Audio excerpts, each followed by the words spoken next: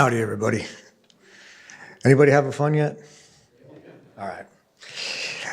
So, hey, thanks for taking the time to check out what we're doing. We're going to talk a lot about Industry 4.0 and definitely touch on the concept of the gamification of engineering or the industrialization of gaming overall. So, moving along here. We just heard about a lot of amazing technologies on the macro level that are coming along, but you got to say, well, what does this mean and to whom? And what are these opportunities going to look like? And for us, we really started this by pointing the lens at the concept of a couple kids in a garage with a dream. This was actually the foundation of 20th century industry, if you think about it. From Henry Ford moving forward, Porsche was actually not stood up in a garage, but it was a woodshed. Ferrari, the same story.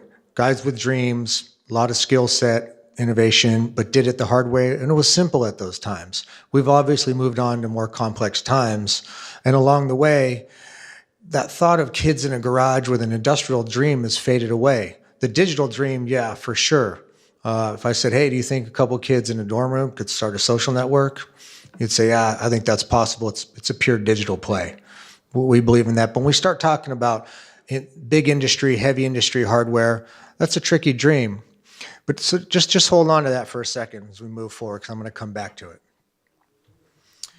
So I've come out of the entertainment world, spent a lot of time in entertainment, and so we've had some precedent, and I like to say, we've heard this song before, and we've seen this movie before.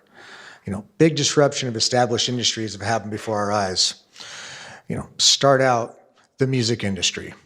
What it used to be to actually become like an artist with a record on a label. Well, first you had to spend years learning an instrument. Then you had to find some other dudes and girls that you got along with. You could form a band, start jamming, hanging out, try and get some gigs, get exposure, raise some money. Hopefully you get some studio time. Then you get in, engineering's complex, the machinery's complex, long road to eventually even getting an album. Well, that moved quickly to Pro Tools, which was a very complicated digital audio set, similar to the large CAD packages now. But then quickly, that whole process turned into a video game with GarageBand. So right now, kids are legitimately starting record labels from their bedrooms, happening every day. Digital distribution's enabled that pipeline to flourish. Similarly, we've seen this movie before. Everybody know the Kodak story in here? Right. Well, at the same time Kodak was filing for bankruptcy, GoPro, startup digital company, went along to have a multi-billion-dollar IPO, and Kodak held all the patents. You're saying, like, how did that even happen? Well, a lot of that's cultural. So I'm going to talk about the power of 4.0 and these technologies, but another thing everybody's got to think about is looking inside to your own cultures. And like, are we being as innovative inside of our large organizations as we should be, or as the kids? Because what's going to be interesting moving forward is those kids are going to have the same power of large corporations without all the, dare I say, BS of legacy management. The other thing about this slide that's interesting is, it was almost a myth for a while that a couple kids could now make a movie out of a briefcase. I think it was George Lucas said, in the future, you're going to be able to make a movie out of a briefcase. Well, now, if you have a laptop, a drone, and a GoPro, you're making a movie out of a backpack. And obviously there's digital distribution. So we've seen huge fundamental collapse of industry before our eyes. Or was it collapse, or was it empowerment? Everyone wants to use the term disruption. The term to be thinking about now is eruption. And that's going to be eruption of possibilities. So the dream of Industry 4.0, a lot of people are drawing these diagrams and talking about it. And right now, all of those different dots are unconnected. They haven't been fully brought together in a cohesive way that actually is going to be synergistic. One thing also that's been left out of all the Industry 4.0 diagrams is gaming engines. So everybody familiar with gaming engines here? They're the underlying technology that all your video games are built on. Probably some of the most powerful technology in the world right now, but it's for gaming. Everyone thinks, oh, gaming, fun, what are kids doing? Well, we're going to start to see the emergence of the industrialization of gaming. And the other thing that's been really left out, but I guess it goes without saying, would be AI and machine learning running around helping connect all these dots. So, our story kind of starts with the inspiration of old school American hot rodding. So hot rodders really, as I said, they drove that 20th century innovation in automotive and aerospace without question. But what started out as kids coming back from the war with a lot of skills and kind of unbridled, looking for something to do, turned into really a cottage industry. But it was all about customization, building what was yours. You know, kids just didn't want to have the same car as their old man. They wanted to tear his car apart and modify it and make it faster and cooler and individual. But so much came out of that. And then obviously modern day hacker culture. You know, kids now are actually using what they can get their hands on. They're hacking, they're going for it. There's no barriers to entry to a lot of things. So for us, you kind of combine hot rodding and hacker culture, and Hackrod was born. And so we started thinking about those kids back with that dream in a garage, and what happens when they're unleashed and they're given the keys to Industry 4.0 with nobody telling them they can't do anything. That's what's happening here. So we spent the better part of the last 4 years researching, testing, and proving this out. And I'm going to show you a little film here on where we're at, and we'll take it from there.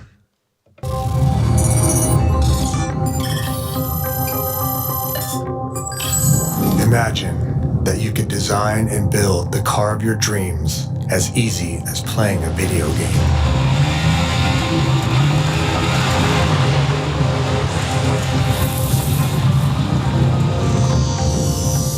The Hackrod digital manufacturing platform, powered by Siemens, is connecting virtual reality with artificial intelligence and advanced manufacturing to make this dream a reality. To prove this out, we started by sketching La Bandita, the car that we wanted, but nobody made. Quickly moving from sketch to full-scale photoreal 3D model in virtual reality.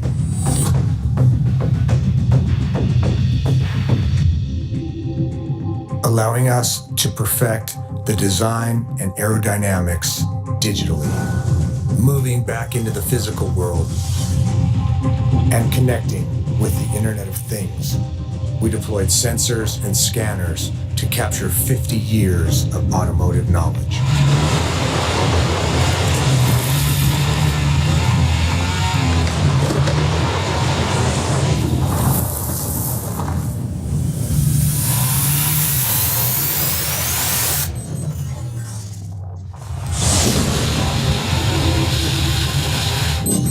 Harvested massive data sets and used them to teach the artificial intelligence generative design engine what a car experiences. With artificial intelligence and machine learning, we have the power of hundreds of engineers at our fingertips, allowing us to grow optimized engineering solutions for our design requirements. These designs are too complex and expensive for traditional manufacturing. They have to be 3D printed. The synergy between Siemens software and hardware is allowing us to lead the way in large-scale 3D printing. Really going well, Jim. We're doing things that have never been done before. The fact that we'll be able to optimize for manufacturing and buildability, it'll open the doors. We'll be first. It's a realization. It's not pixie dust and unicorns.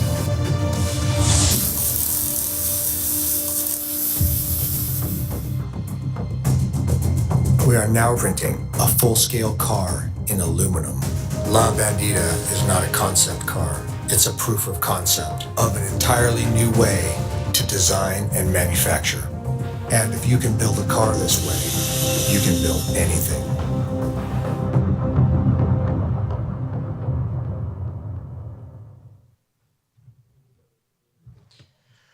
So it's pretty interesting to think about.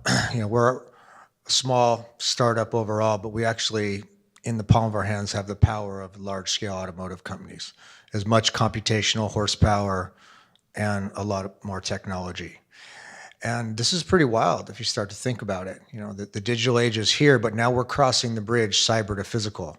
As I said in that film, with AI and machine learning on the generative engineering side, hundreds of engineers working for us in the cloud, but they're not on payroll. We're not staffing them. And the other part about it is it's getting fun to design. It's getting fun to interact because it's becoming gamified. We're in VR. We're having the time of our life looking at full-scale cars and playing around in simulation. So really where this also is going is we're going to have to engage the next generation where they come from. And they're all digital natives. And I'll get to that in a minute. But I'm sure I hear everybody raising their hands saying, yeah, the digital magic's great, but everybody knows hardware's hard. Going back out to atoms is hard. And that's been the big barrier of entry. And the stumbling block of the digital thread right now is when you have to go back to physical. We're pretty excited that we've developed a deep partnership with Siemens. Their end-to-end technology is unrivaled in the cyber-physical realm. And with them, we've solved the last mile. And the last mile really was that distance between replacing industrial tooling with large-scale validated additive process. So right now, we're printing aluminum 12 feet by 8 by 6. 5-axis deposition, 5-axis machining. So we're printing and machining at the same time, full-scale validated aluminum. So now when you start to think about replacing tooling, the entire digital thread opens up and the possibilities open up. And it's really been pretty fun to be a part of, what we're calling the Big Bang in 2018. So that right there, that's inside of a 3D printer. Carbon composite printer that our CTO developed is 25 feet by 12 feet by 8. You can drive a truck inside of it. Or more importantly, you could print a truck inside of it. So that's, once again, large format, and it's a reality this year. And now, like I said, it's game on. That problem's been solved, and we can start to really move forward. And we can start working on what we're calling the first mile now, or the front end. And that's game to garage. The front end of engineering design is going to be gamified. Absolutely. So right now, pretty simple diagram. If you think about the digital twin at the center, and if everybody's not totally tracking what we're defining digital twin as, but think about it as the heavy molecular representation of a physical product or system. Really big, heavy file, down to the molecular level, down to its intelligence built in. So when you have a digital twin as the base, it's the true digital representation of a physical product. And then you can move out and convert that into what we're calling a virtual twin, into a game engine. So now kids are going to be designing and building and working in game engines that are correlated back to a digital twin. And there'll be light physics in there, really powerful. And then you apply automated integrated manufacturing logistics. So from the game, you're able to go to your product. That's the new 4.0 pipeline, in our opinion. So game to garage. Now back to those kids. Well, it actually turns out those kids, they started their own car company that they were dreaming about, but they did it digitally. And they did it without any of the old processes. So now kids are going to be able to stand up complete digital companies in the cloud, in spatial operating systems that are going to be fully interoperable. And what does that really start to look like? It's going to start to look like the emergence of the factory as a social network. So right now, anybody know the biggest CAD package on the planet? It's Minecraft. All these kids are actually building. They're building low bit, but Minecraft it's the running joke. It's the biggest CAD package on the planet. But you're seeing completely new digital economies. People are building and starting fake storefronts and fake businesses and games all the time, and it's a commerce activity. Right now, it's all predominantly tied just digital to digital, but we're going to tie it digital to physical. So you're going to have the emergence of factory as social network. And once again, I'll hit it hard. The youth of today, they expect everything to work like a video game and a social network. They just do. They don't even hope so. They expect it. Anything that doesn't, they don't want to deal with. So we're going to have to reach our youth and our kids on their playing field. But once again, it's going to open up an entirely new economy. It's funny, I reference back to, let's say 94. I'll be progressive here. In 94, 95, if somebody said, hey, so you're starting a new company, man. What's your company? Well, we're a new kind of company. We're an internet company, a .com. They're like, what's an internet company? Well, we saw a birth of entirely new business models. top to bottom. So now Industry 4.0 is going to give birth to completely new models that nobody was ever thought was possible. So it's a pretty inspiring time right now overall. And when I start to look at factory as social network, we also have to address a lot of problems right now with global trade. Mostly, I think it's shipping. It's just absolutely irrational and so bad for our planet. I mean, can people tell me that we're actually building plastic things across the ocean, putting them on boats and burning diesel fuel, putting them on airplanes to move them over across the ocean? I mean, that doesn't scale. I don't think anybody in this room supports that, right? I certainly don't. So connected globally, manufactured locally. So I say kids a lot, but so if a small startup in California designed a car or a motorcycle and they were connected as a social network and kids all over the world knew this brand, they loved them, they thought they were cool, people start ordering their product, their digital twin product. Well, if so, somebody in Stockholm wants a car that was designed in California, we're not going to build it in California or build a motorcycle in California and try and do import regulation and put it on a boat and send it over to Stockholm. We're going to send the digital twin. And the emergence of local manufacturing and local assembly is going to really change things overall in a good way. So, the term farm to table is kind of cute and applies to the bespoke food industry, but we're going to see farm to table for manufacturing and the complete onshoring and rebirth of manufacturing in America, but connected globally, manufactured locally. And here, once again, that same startup company that's really dealing primarily in digital assets is not going to have to figure out how to go scale into an international company. They're not going to have to do it. Tremendous opportunity here.